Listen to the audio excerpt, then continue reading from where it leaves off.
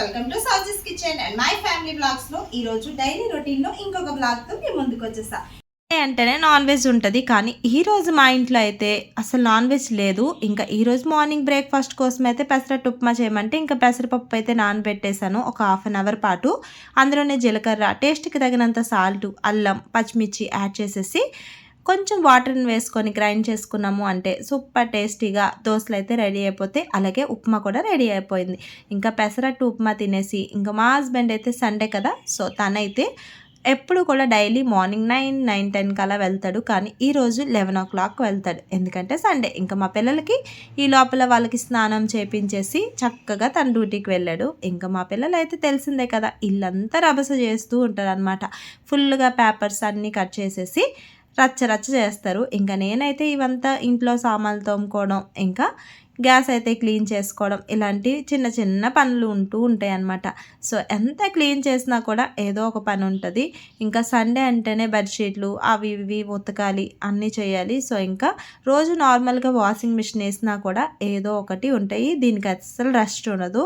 ఇంకా మా పిల్లలు అయితే తెలిసిందే కదా, ఎక్కలేని బొమ్మలన్నీ తీసుకొచ్చి మంచం మీద పెడితే ఇంకా వాళ్ళ స్కూల్ బ్యాగ్లు అయితే వాషింగ్ మిషన్లో వేస్తే పోతాయని హ్యాండ్తో వాష్ చేసి పెట్టేశాను. ఇంకా మా పిల్లలకి ఆఫ్టర్నూన్ లంచ్ కోసం సింపుల్గా ఎగ్ ఫ్రైడ్ రైస్ చేసి ఇచ్చేసాను. ఇంకా వాళ్ళ డాడీ కూడా ఈవినింగ్ 6 o'clockకి డ్యూటీ నుంచి వచ్చాడు. ఇంకా వచ్చిన తర్వాత నార్మల్గా ఉంటుందా, అసలు కనిపెట్టలేడు మా తెలివితేటలు. ఇంకా తన డ్యూటీ నుంచి రాకముందే మేమైతే ఫుల్గా రెడీ అయిపోయి ఉండిపోతాము, ఎక్కడికైనా వెళ్దామని. బయట అయితే ఫుల్ వర్షం పడుతుంది, కానీ ఎక్కడికో ఒక దగ్గరికి వెళ్ళాలి కాబట్టి ఇంకా మేమైతే ప్లాన్ చేసేసాము. ఈరోజు మా రిస్తాకి స్కూల్ డ్రెస్ కొందామని చెప్పేసి వెళ్తున్నాం అనమాట. సో ఇంకా వర్షం అయితే ఒక దగ్గర పడుతుంది, ఒక దగ్గర పడడం లేదు.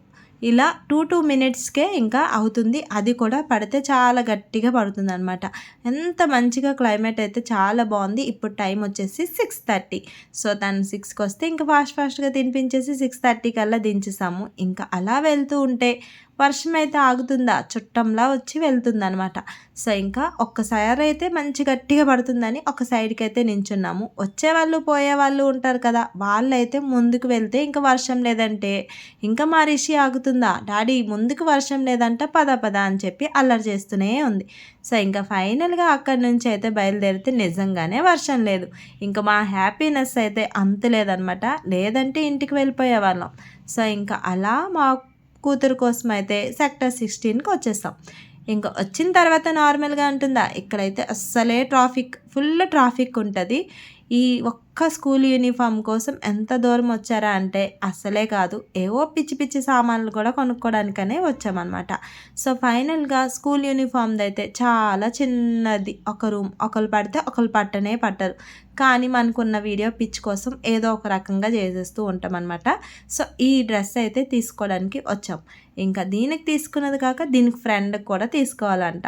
అదే చెప్తుంది నా ఫ్రెండ్కి కూడా తీసుకో అని. సో ఇంకా వాళ్ళ ఎలాగో తీసుకోమంది వాళ్ళ మమ్మీ కూడా అని చెప్పి ఇద్దరికి కూడా తీసుకొని ఇంకా అక్కడైతే బిల్ పే చేసేసి బయటకైతే వచ్చేసాము. ఆ షాప్లో ఒకరు దూరితే ఒకరు దూరడానికి అసలు ప్లేసే ఉండదు, అంత చిన్న షాప్ అనమాట.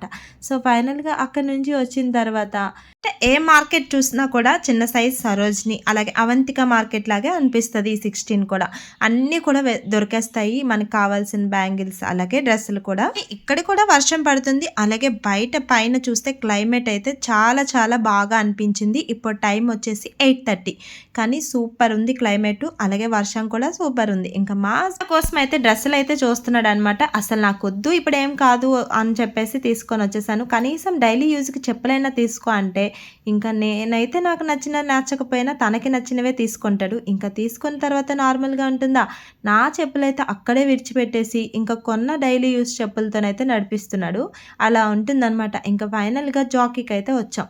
సో జాకీకి వచ్చిన తర్వాత ఎక్కడలే నైట్ డ్రెస్సులు అన్నీ కింద అయితే వేయించేశాడు. అలా ఉంటుంది.